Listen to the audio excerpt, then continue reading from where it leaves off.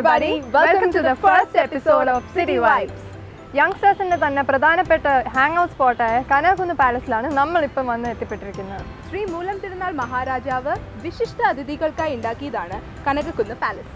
ഇന്ത്യയുടെ തന്നെ ഏറ്റവും ചീപ്പസ്റ്റ് സിറ്റി എന്നറിയപ്പെടുന്ന ട്രിവാൻഡ്രത്ത് ഒരുപാട് വികസനങ്ങൾ ഇപ്പം നടക്കുന്നുണ്ട്. അപ്പോൾ അതിനെപ്പറ്റിയൊക്കെ യങ്സ്റ്റേഴ്സിനോടൊന്ന് ചോദിച്ചറിയണ്ടേ, അതിന് വേണ്ടിയിട്ടാണ് ഞങ്ങൾ ഇന്നിവിടെ എത്തിയിരിക്കുന്നത്. So with that, let's start our first episode. Let's go. ഇന്ത്യയിലെ ഏറ്റവും ചീപ്പസ്റ്റ് സിറ്റി എന്ന് പറയുന്നത് ട്രിവാൻഡ്രം ആണ്. അതിനെക്കുറിച്ച് നിങ്ങളുടെ അഭിപ്രായം? ഒരിക്കലും ഇല്ല, ട്രിവാൻഡ്രം അത്ര ചീപ്പല്ല. അത്ര ചീപ്പാണെന്ന് തോന്നല്ല. എനിക്കിങ്ങനെ ചീപ്പായിട്ട് തോന്നിയിട്ടൊന്നുമില്ല. ട്രിവാൻഡ്രം ചീപ്പസ്റ്റ് സിറ്റിയാണ്. നമുക്ക് എല്ലാ കാര്യങ്ങളും ചീപ്പായിട്ട് കിട്ടുന്ന സ്ഥലം തന്നെയാണ്. അതെ, ലിവിങ് കോസ്റ്റ് ചീപ്പാണ്. പക്ഷെ അതൊരു നല്ല കാര്യമാണല്ലോ. കമ്പാരിറ്റീവ്ലി ഇപ്പോൾ എറണാകുളം പോലൊരു സിറ്റിയൊക്കെ വെച്ച് നമ്മുടെ ലിവിങ് കോസ്റ്റ് ഗ്രാജുവലി ഇപ്പം ഡൗൺ ആണ്. പക്ഷേ ഇപ്പം അറിയാമല്ലോ, ഇപ്പം അർബനൈസേഷൻ കൂടുമ്പോഴത്തേക്കും ലൈക്ക് ലുലു പോലത്തെ മോൾസ് ഒക്കെ വരുമ്പോഴത്തേക്കും ലിവിങ് കോസ്റ്റ് കൂടാനായിട്ട് ചാൻസ് ഉണ്ട്. ഇവിടെ മെട്രോ വരുന്നുണ്ട്, മോള് വരുന്നുണ്ട്. ഏത് വരണം എന്നാണ് അങ്കിള് പറയുന്നത്? മെട്രോ. എന്തുകൊണ്ടാണ് മെട്രോ വരണം എന്ന് പറയുന്നത്? മെട്രോ ഡെവലപ്മെന്റിൽ നോക്കിക്കഴിഞ്ഞാൽ മെട്രോ ആണ് ഓബിയസ്ലി. ട്രാൻസ്പോർട്ടേഷൻ ഒക്കെ ഭയങ്കര ഫാസ്റ്റ് ആവും. അതിൽ മെട്രോ ഇറ്റ്സ് നെസസറി. എൻ്റെ അഭിപ്രായത്തിൽ മോള് വരണം. കാരണം ഇവിടെ വലിയ ട്രാഫിക് ബുദ്ധിമുട്ടുകൾ ഇല്ലയെന്ന് എനിക്ക് തോന്നുന്നു. ബാക്കി സ്ഥലങ്ങളെ അപേക്ഷിച്ച് നോക്കുമ്പോൾ ട്രിവാൻഡ്രത്ത് ട്രാഫിക് ഇച്ചിരി കൂടെ ബെറ്ററാണ്. ബസ് സർവീസസ് ആയാലും KSRTC സർവീസസ് ആയാലും ഒക്കെ ഒത്തിരി ചുമ്മാ ബസ്സുകൾ വെറുതെ ഒഴിഞ്ഞു പോകുന്നതാണ്. നമുക്ക് അത്രയും ഇനഫ് ഫെസിലിറ്റീസ് ഉണ്ട്.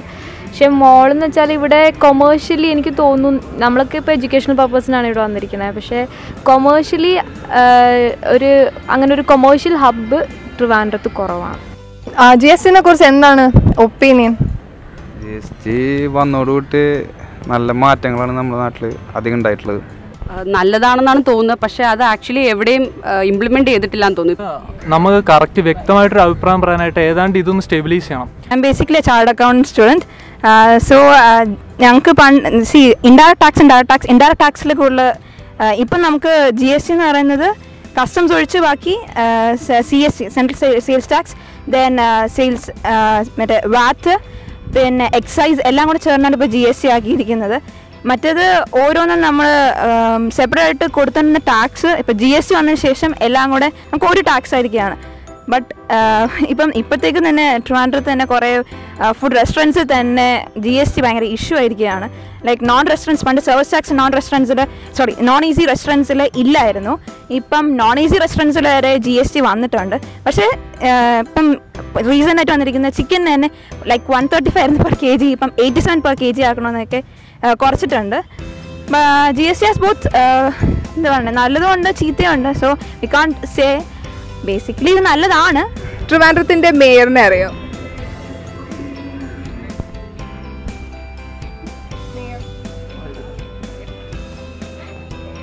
ചന്ദ്രികയാണ്.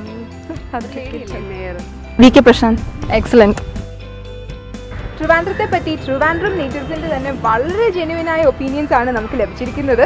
GST, മോൾസ്, ലിവിംഗ് സ്റ്റൈൽസ് എല്ലാത്തിനെയും കുറിച്ചും ഡിഫറെന്റ് ഒപ്പീനിയൻസ് നമുക്ക് ഇന്നിവിടെ കിട്ടിയിട്ടുണ്ട്. So this is just the beginning. Signing out, Devi. And this is Rutma. Thank you. For more updates, please do like, share and subscribe.